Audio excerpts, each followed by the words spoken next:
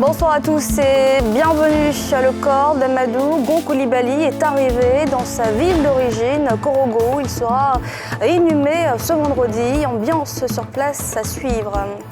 Quelques heures avant, sa famille politique lui a rendu un grand hommage au parc des sports de Trècheville. Des milliers de militants étaient mobilisés, vous le verrez. Cela fait une semaine, jour pour jour, que le Premier ministre nous a quittés. Sa dépouille est arrivée cet après-midi dans sa ville d'origine, Korogo. Il sera inhumé vendredi prochain. C'est via l'avion cargo de l'armée de l'air qu'il est arrivé aux alentours de 17h à l'accueil sur la piste des membres de sa famille, des officiels, des chefs coutumiers ou encore des religieux. Tous au rendez-vous pour l'ultime accueil du Premier ministre sur la terre de ses ancêtres. Et puis à Soba, ce quartier du centre-ville de Korogo, se trouve le caveau dans lequel il sera inhumé aux côtés de son père et de son grand-père, le patriarche Gon Peloforo. Les préparatifs vont bon train. Ambiance sur place avec Témé Danger, Mathurin Badé et Harouna Zeba. Soba, quartier du centre-ville de Korogo. C'est là que va reposer le défunt Premier ministre ivoirien Amadou Gon Coulibaly. Pourquoi ce quartier que traverse la rue Williams Tolbert? Il est un grand de Korogo, c'est une personnalité de Korogo même. Bon, si on veut dire, il est presque le chef de la famille aujourd'hui, malgré son âge, mais il était comme le chef de famille. Donc un chef de famille, chez nous, on ne doit pas l'éloigner de nous. Bon, tous les grands de la famille, bon, c'est fait à Soba. Ils ont leur caveau familial. C'est ici que son papa est né. C'est ici qu'il a tout fait ici. Et maintenant, bon, il habitait en haut, mais les villages sont deux. Et maintenant que c'est ici, son village. Le village de son papa, le village de sa maman, c'est ça, tout son village, sa ville, son village natal. C'est ça, Soba. Soba, c'est le cœur même de la ville de Korogo. Le quartier, c'est le quartier Gon également.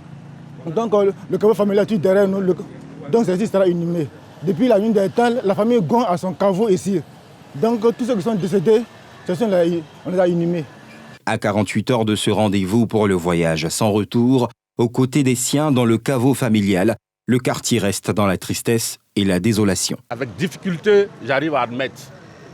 J'ai l'impression que c'est un rêve. Mais quand je me réveille et je vois les activités qui sont en train d'être faites pour l'accueillir, c'est là que je sens qu'il y a une perte. Les jours que moi-même j'ai appris son décès, là, vraiment, j'étais vraiment découragée même. J'étais vraiment découragée, déçue même. Ah, Soba pleure même. Soba pleure, tout Korogo pleure même. C'est vrai, le décès le plus connu, c'est la mort, mais pas comme ça. Ça a été trop brusque. Voilà, donc pour le moment, vraiment à Korogo, nous sommes tous vraiment perdus. Oui, Soba est touché, on est dévasté. Le 8 juillet, quand on a appris la nouvelle, vraiment, on ne savait plus à qui se confier. C'était vraiment un rempart pour nous, un protecteur, comme le premier patriarche peut le faire Gon Coulibaly. L'ambiance maussade des lieux s'explique, selon des habitants, par les liens entre le défunt et Soba.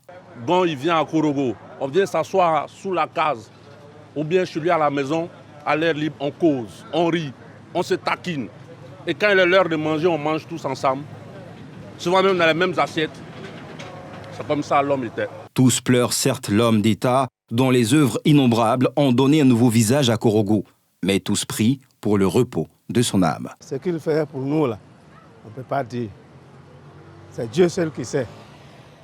Et donc, vraiment, que son corps se repose en paix. Que Dieu, le Tout-Puissant, nous aide à avoir quelqu'un qui serait même chose comme lui. Le caveau familial où aura lieu l'inhumation est prêt pour accueillir le fils prodige, arraché brutalement à l'affection de tout Soba, son village natal, une semaine déjà. Korogo qui se prépare activement pour l'ultime adieu à son fils, le Premier ministre Amadou Gon Coulibaly, à 48 heures de la douloureuse séparation. Comment la cité du Poro s'organise, élément de réponse dans ce reportage de nos envoyés spéciaux, Témé Danger, Harouna Zeba et Mathurin Badé. Korogo, capitale de région des Savanes, dans le septentrion ivoirien, pleure son fils, le Premier ministre Amadou Gon Coulibaly. À 24 ans de l'arrivée de la dépouille de l'illustre défunt, la cité du mythique chef Pélé Ferrogon est maussade. Il faut pourtant s'y faire et organiser des obsèques dignes au fils prodige, fauché à jamais à la tâche pour le pays. Pour l'ultime adieu, 3 sites sont retenus. Le Djassa, la cour de la chefferie et Gbandara, un site qui, de l'avis du chef de canton, va consacrer les 2 tiers des obsèques. Sur les lieux, les préparatifs vont bon train. À l'arrière des chapiteaux, nous trouvons le chef de délégation de la famille, de retour d'une tournée dans 40 localités du pays pour annoncer la triste nouvelle. Pour lui, une lumière s'est éteinte en Côte d'Ivoire, en général, et à Korogo, en particulier. Quand vous perdez quelqu'un, si tu vas annoncer à des gens qui n'est pas vos parents, qui n'est pas même actiné que vous, tu t'attends à des choses. La mort, d'abord, ça te fait mal. Quand on va parler du mal de lui, ça te fait plus en plus mal. Mais nous, on partait chez Amplora. Mais partout où j'ai passé, ils m'ont mis dans mes oreilles qui était Amadou Gon. Donc pour moi, c'est pas facile qu'un tel type ait plaît à tout le monde, ait gentil à tout le monde. Autre site, l'espace Djassa. Ici également, les travaux sont en cours.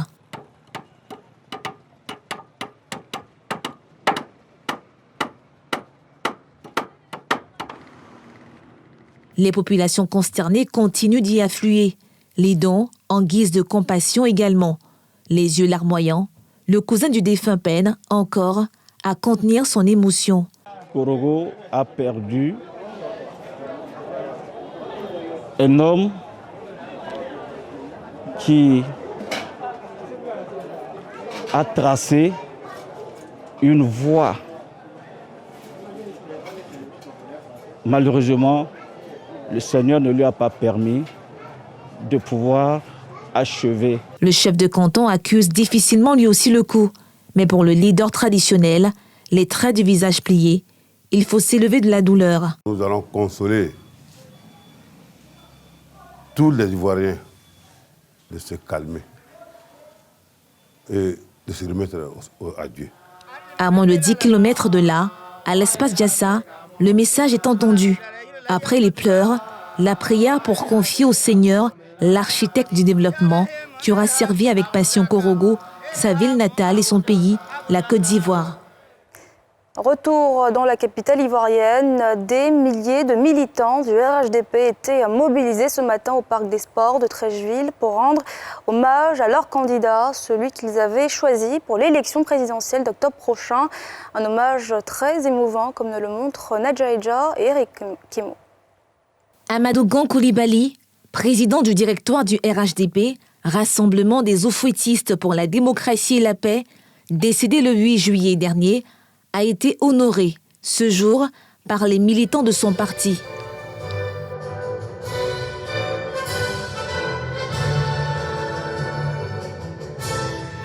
Des milliers de sympathisants chantant en chœur l'hymne national pour saluer la mémoire de ce grand homme d'État, celui qu'on surnomme le lion, le Waraba.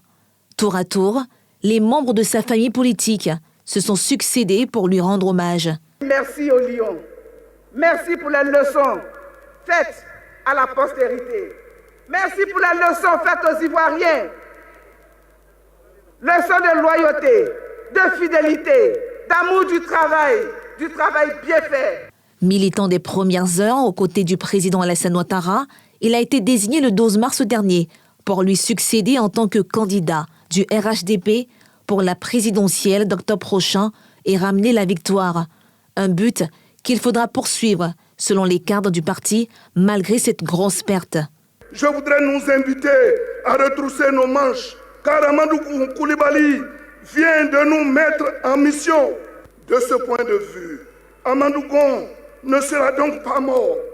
Il sera ressuscité à travers nos combats. Il sera ressuscité à travers notre victoire au soir du 31 octobre 2020. En dépit de la douleur, le président Alassane Ouattara a tenu à saluer la mémoire de celui qu'il a toujours appelé son fils. Ce fils qui m'a dit, malgré sa timidité, sa pudeur, devant la nation tout entière, à l'occasion de son retour en Côte d'Ivoire, qu'il craignait d'ailleurs, grand frère, président, je vous aime. Je voudrais terminer en disant à Amadou, je t'aime, moi aussi. Vos prières, je suis sûr, l'accompagnent et lui permettront de continuer de veiller sur notre grand parti. Ce soir, Amadou Gon Coulibaly, le fils de Korogo, la région du Poro, retourne auprès des siens. Sur cette terre, chère à son cœur, il y sera pour l'éternité. Juste après l'hommage national des militants du RHDP et avant le départ du corps de l'illustre disparu à Korogo, une lecture de Coran a eu lieu à la grande mosquée de la Riviera Golf. C'était en présence de Salif Yalekwe et Fulgence Kissiedou.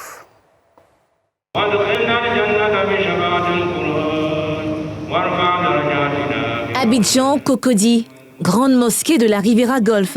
Ce mercredi, recueillement, prière et bénédiction pour un fidèle musulman rappelé à Dieu il y a une semaine, le défunt Premier ministre Amadou Gon Coulibaly. Pour la circonstance, une lecture complète du noble Coran et des bénédictions en faveur du défunt ont été faites par les imams avec à leur tête le guide de la communauté musulmane, le cheikh Aïma Mamadou Traoré, ce en présence du chef de l'État ivoirien Alassane Ouattara, de ses collaborateurs, de plusieurs membres du gouvernement et de la famille Aïplouri.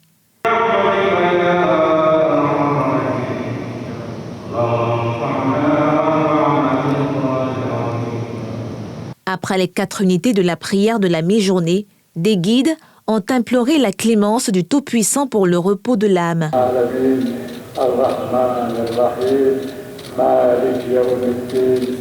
C'est aux environs de 14 heures que le cortège funèbre a quitté la grande mosquée de la Riviera Golf.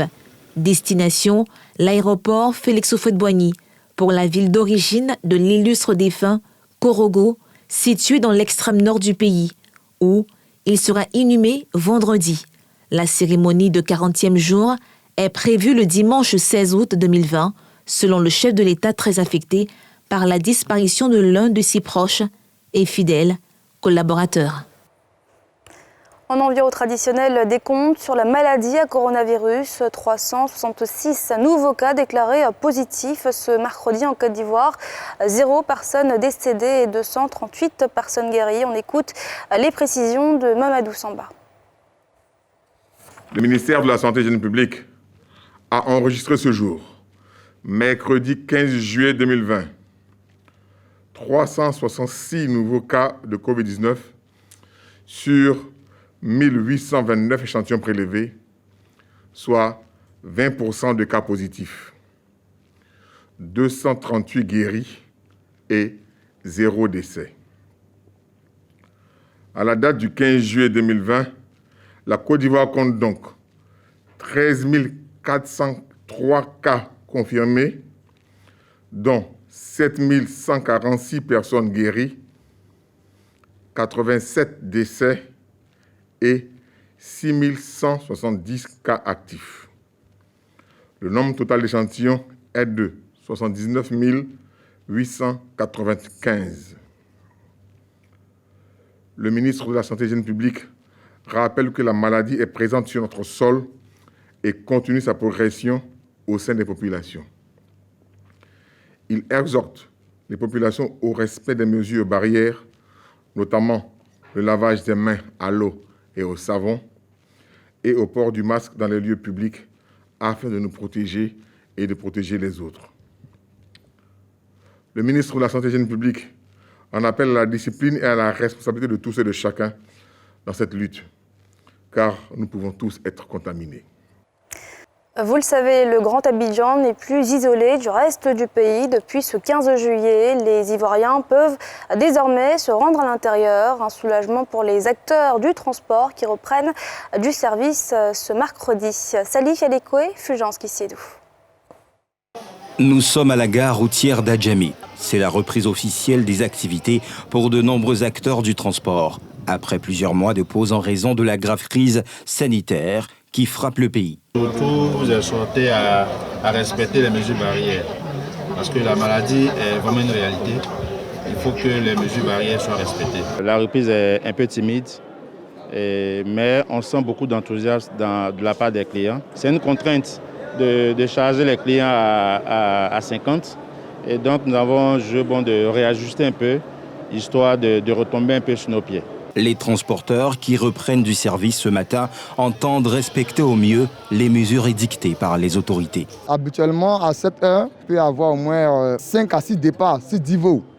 Mais actuellement, c'est le deuxième départ qui est garé. Et vous voyez aujourd'hui, tellement que les cars ont garé, ils ont duré, ils sont de changer les roues des cars, que vous voyez, ils sont de changer les roues des cars pour mettre tout aux normes pour que les clients puissent voyager en sécurité et en uniforme. Nous, notre engagement, c'est quoi? C'est de dire à nos clients qui viennent voyager et nos chauffeurs de respecter les mesures barrières que le gouvernement a mis en place. Dans cette gare, l'on note également une reprise timide ce mercredi. Un accent est mis sur des travaux de réfection tout en espérant dans les prochains jours l'affluence des grands jours. Nous sommes là présentement, comme vous le constatez, en train de faire quelques petites retouches pour que nos clients puissent voyager dans de bonnes conditions. Il n'y a pas assez de passagers pour le moment.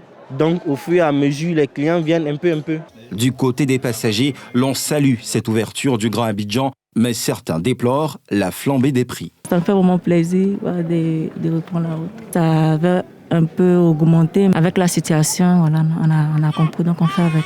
Je remercie l'État de Côte d'Ivoire d'avoir compris le cri d'alarme de la population isolée au niveau d'Abidjan. J'ai été surpris ce matin, arrivé à la gare, le prix du transport qui était de 2500 francs auparavant est passé à 3500.